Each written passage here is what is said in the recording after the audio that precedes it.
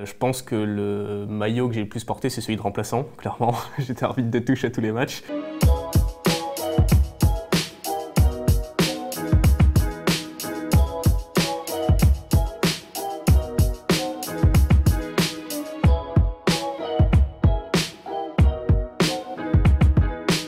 Je m'appelle Antoine Duval, j'ai 20 ans, je suis l'auteur de Géorugbyistique, un livre qui parle des relations entre la géopolitique et le rugby.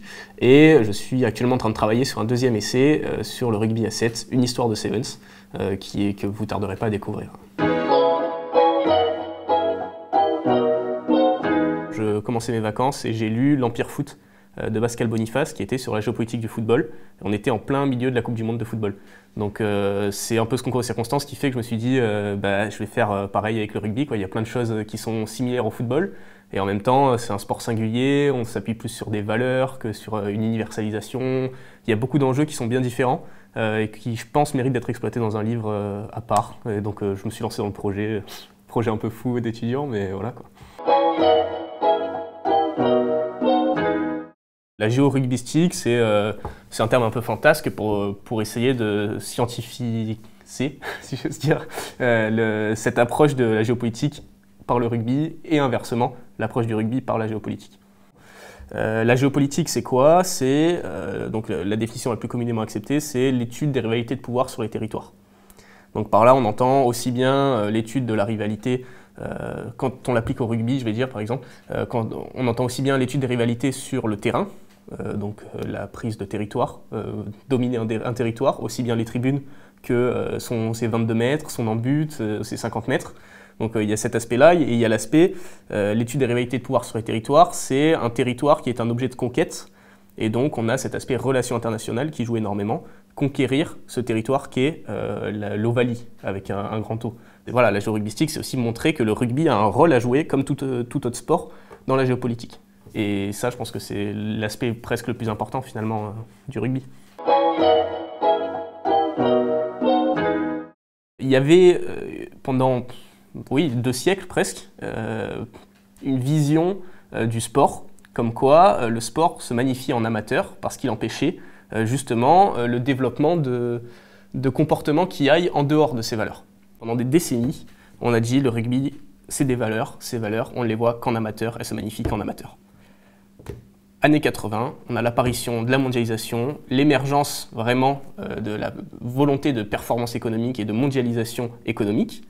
Et là, on se rend compte que ce modèle n'est pas viable, il faut le changer. Pourquoi? Parce que le rugby peut faire de l'argent. Et on a besoin de faire de l'argent, tout le monde veut faire de l'argent. C'est bête à dire, mais peu importe dans quel sport, les gens veulent faire de l'argent. Donc, quand on se rend compte de ça, on professionnalise le rugby et on se rend compte que la professionnalisation du rugby, elle permet aussi de redorer le rugby, de lui donner une nouvelle jeunesse, de montrer qu'il est possible de jouer au rugby de partout dans le monde.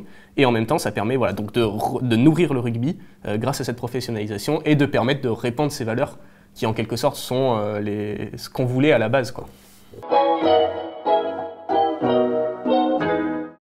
L'avantage des nouvelles pratiques qui arrivent, c'est que ce sont des pratiques beaucoup plus faciles d'accès. Pourquoi? Rugby à 7, il nous faut 7 joueurs. Donc cette facilité, elle permet l'expansion du rugby dans le sens où c'est un sport beaucoup plus facile à pratiquer. Le beach rugby, c'est le même principe. C'est un aspect du rugby qui est festif, où on ne se blesse pas, parce que c'est du touch. On le pratique sur la plage avec ses amis, on s'éclate. Enfin, il y a tous les aspects intéressants du rugby, moins ceux de la blessure et de la contrainte physique. Dans le monde entier, ces pratiques du rugby se développent énormément. Le touch rugby en Australie, en Nouvelle-Zélande, tout le monde pratique le touch rugby à l'entraînement, et pourtant là-bas, ils ont réussi à en faire un vrai sport, de sorte que le niveau est incroyable dans les championnats du monde de touch rugby. Mais en France, on est conservateur. Et on a cet aspect rugby à 15, on aime le rugby à 15, on ne veut pas trop se mouiller à aller sur d'autres terrains. Si on mettait plus en avant le rugby à 7, ce qui se fait de plus en plus, et j'en suis ravi, on aurait beaucoup plus de jeunes filles, notamment, qui seraient intéressées pour aller pratiquer du rugby, parce que c'est un rugby d'évitement, et non pas un rugby de confrontation physique. C'est un rugby beaucoup plus facile à consommer, dans le sens où on veut regarder un match de rugby à 7, c'est 14 minutes, et c'est pas 1h20, enfin 1h30 avec la mi-temps pour un match de rugby. c'est plus compliqué. Les matchs de rugby à 15 à consommer, etc. Donc on a cette facilité d'expansion qui est incroyable. L'histoire du rugby à 7, on la connaît pas. On a l'impression que c'est un sport qui est en marge du rugby à 15, alors que c'est un sport qui a ses propres idoles, ses propres valeurs. Enfin, je veux dire, on prend Eric Rush, c'est pas quelqu'un que tout le monde connaît dans le rugby à 15, alors que pourtant, en rugby à 7, c'est quand même une légende du rugby à 7, mine de rien. On s'est rendu compte aussi que le rugby à 7, c'était un excellent outil de formation pour le rugby à 15. Je prends Boden Barrett, Liam Messam, John Alomou par exemple. Si on prend 3 All Blacks qui sont très importants quoi, dans nos esprits, c'est 3 joueurs qui sont passés par le rugby à 7 avant de percer au rugby à 15. Le fait est qu'en France, le rugby à 7 peut sauver le rugby français pour moi. Et même, il va sauver le rugby français. Parce que le rugby à 15, il commence à décliner face au rugby à 7. On a vu la création du rugby du Super Sevens, cette première compétition professionnelle de rugby à 7, pour donner cette visibilité à ce sport. C'est un sport de formation dans le sens où tout est beaucoup plus rapide, donc la prise de décision, il faut qu'elle se fasse dans un temps record, comparé au rugby à 15 par exemple. C'est un sport où les phases de jeu sont beaucoup plus claires, il faut être beaucoup plus propre, on n'a pas le choix, l'arbitre il voit tout. Je veux dire, sur un ruck, on plonge, ça se verra en rugby à 7, alors qu'en rugby à 15, il y a tellement de choses qui se passent dans un ruck qu'on ne voit pas forcément. C'est un sport où il faut connaître toutes les règles, parce qu'on est amené à tout jouer. On peut être numéro 9 et rentrer devant, et en même temps on peut aussi rentrer derrière.